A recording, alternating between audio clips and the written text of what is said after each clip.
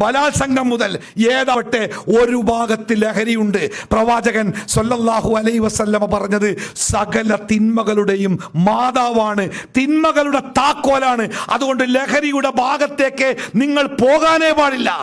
അത് നിഷിദ്ധമാണ് എന്നല്ല, അത് മലിനമാണ്, നജസാണെന്നാ. ഏതാണ് ഈ കാഷ്ടം, മൂത്രം, ചലം, ഛർദിച്ചത് എന്നൊക്കെ പറഞ്ഞ് നമ്മൾ ലഹരിയുടെ അല്ലെങ്കിൽ നജസിന്റെ ഇനങ്ങൾ പറഞ്ഞില്ലേ, അതിൽപ്പെട്ട റിജിസ് എന്നാ പറഞ്ഞേ. മ്ലേച്ഛമായ വസ്തു എൻ്റെ ദേഹത്തിൽ ഒരു തുള്ളി ലഹരി, കള്ള് ഏതാവട്ടെ, പുതിയതോ പഴയതോ ആവട്ടെ, ഒരു തുള്ളി എൻ്റെ വസ്ത്രത്തിലായാലേ അത് കഴുകിക്കളയാതെ എൻ്റെ നിസ്കാരം സ്വീകരിക്കൂല. അത്രമാത്രം ഞാൻ വിട്ടു നിർത്തണം അല്ലേ? പ്രവാചകൻ സ്വല്ലല്ലാഹു അലൈഹി വസല്ലമ പറഞ്ഞത് ഒരിത്തിരി ഒരു മനുഷ്യൻ ഉപയോഗിച്ചാൽ അവൻ്റെ 40 ദിവസത്തെ നിസ്കാരങ്ങൾ പടച്ചോന് വേണ്ട. വർത്തമാനകാല സമൂഹത്തിലെ നമ്മുടെ പുതിയ തലമുറ, മുസ്ലിം സമൂഹത്തിലെ പുതിയ തലമുറ, പണ്ടൊക്കെ ഏതെങ്കിലുമൊക്കെ ഒരു കുടുംബത്തിൽ ഏതെങ്കിലുമൊക്കെ ഒരാൾ കുടിശ്ശേക്കാരം. ഇന്ന് മാന്യമായ കുടുംബത്തിലെ, പുറത്തു പറയാൻ പറ്റാത്ത അത്രയും മാന്യതയുള്ള കുടുംബത്തിലെ കല്യാണം കഴിഞ്ഞ് 1-2 കൊല്ലമായ പെൺകുട്ടികൾ സങ്കടപ്പെട്ട് കരഞ്ഞുകൊണ്ട് പറയാ, ഉസ്താദെ ഇന്നലെയും കുടിച്ചിട്ടാ വന്ന്, ഇനി കുടിക്കൂലെന്ന് എന്നോട് സത്യം ചെയ്തതാ, ഇന്നലെയും കുടിച്ചിട്ടാ വന്ന്, എൻ്റെ വാപ്പതറിഞ്ഞാൽ, എൻ്റെ അമ്മതറിഞ്ഞാൽ നെഞ്ചുപൊട്ടി മരിക്കും ഉസ്താദെ, മൂപ്പര വാപ്പ പള്ളിൻ്റെ പ്രസിഡന്റാ ഉസ്താദെ, ഞാൻ ആരോടാ ഇതൊന്ന് പറയാ? ഒന്നല്ല, ഒരുപാട് കുടുംബങ്ങളിൽ. അപ്പം എന്നോടൊരു സ്ത്രീ പറഞ്ഞതാരോ, അപ്പം ഞാൻ പറഞ്ഞു, നിങ്ങളെ ഭർത്താവിനെ ഞാനെങ്ങനെ കാണുക? ഇതൊന്ന് പറയണമെങ്കിൽ നിങ്ങളെ ഭർത്താവിനെ ഞാൻ എവിടെ നിന്ന് കാണും?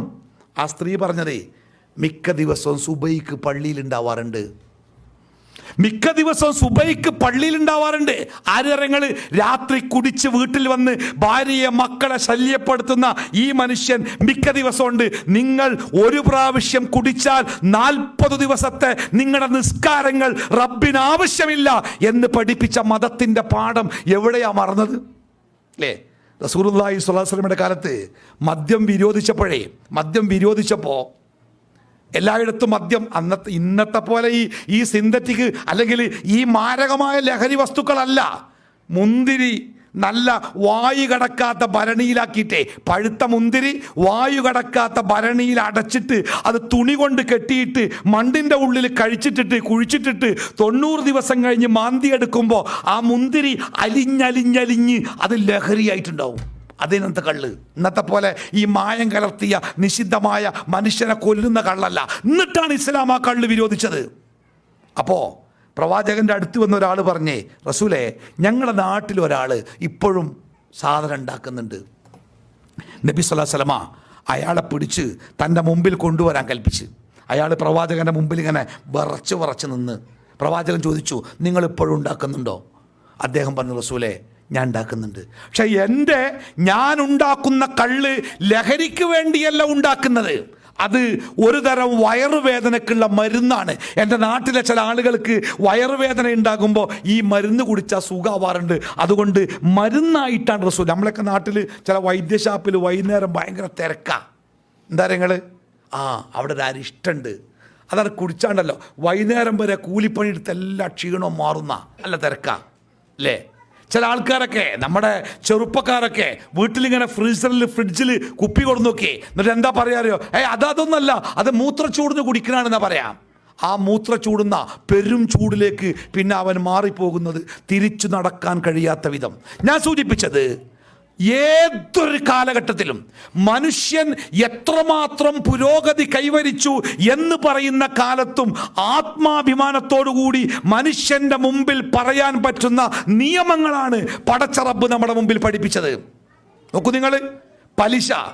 ലോകത്ത് പലിശയുമായി ബന്ധപ്പെടാത്ത ഒരു സാമ്പത്തിക വ്യവസ്ഥിതിയും നിലവിലില്ലാത്ത ഈ കാലത്തും നമുക്ക് തറപ്പിച്ചു പറയാൻ പറ്റും, പലിശ അപകടകാരിയാണ്. മനുഷ്യന്റെ ചോര കുടിക്കുന്ന പലിശ അത് മനുഷ്യനെ വളർത്തുകയില്ല, അത് മനുഷ്യനെ തളർത്തുകയും തകർക്കുകയും ചെയ്യുന്ന സാമ്പത്തികമായ വിനാശമാണ് എന്ന് ഇത്രയേറെ ഗൗരവത്തോടു കൂടി പറയാൻ ഈ മതത്തിനല്ലാതെ, ഈ മതത്തിന്റെ നിയമങ്ങൾക്കല്ലാതെ ആർക്കാണ് സഹോദര പറയാൻ പറ്റുക? അതുകൊണ്ട് രണ്ടാമതായി, ഒന്നാമത്തെ ഞാൻ എന്താ പറഞ്ഞിരുന്നത്, നമ്മൾ എത്രയൊക്കെ വളർന്ന് വലുതായിട്ടുണ്ടെങ്കിലും, നമ്മൾ എന്തൊക്കെ നേടിയിട്ടുണ്ടെങ്കിലും, നമ്മൾ പടച്ച റബ്ബിന്റെ മുമ്പിൽ അൻതുമുൽ ഫുഖറാ. ഒന്ന്, ആ ബോധ്യം എപ്പോഴുണ്ടാവണം, പടച്ചോനെ വിട്ടിട്ടൊരു ഏർപ്പാടില്ല. 2, പടച്ച തമ്പുരാൻ മനുഷ്യർക്ക് വേണ്ടി നിശ്ചയിച്ച നിയമങ്ങളുണ്ടല്ലോ, അത് സർവകാലികമാണ്. ഏത് കാലഘട്ടത്തിലേക്കും എന്തൊക്കെ മാറ്റങ്ങൾ മനുഷ്യന്റെ ജീവിതത്തിലുണ്ടായാലും ആ മാറ്റങ്ങൾക്കൊപ്പം നിന്ന് മനുഷ്യനെ ധർമ്മത്തിലേക്ക് നയിക്കുവാൻ അള്ളാഹുവിന്റെ നിയമങ്ങൾക്കാവും. ഇന്ന ഹാദൽ ഖുർആൻ യഹ്ദീ ലില്ലത്തി ഹിയ അഖ്വം. ഏറ്റവും നല്ല വഴിയിലേക്ക് നയിക്കുന്ന, ഏത് കാലത്തും 21-ാം നൂറ്റാണ്ട്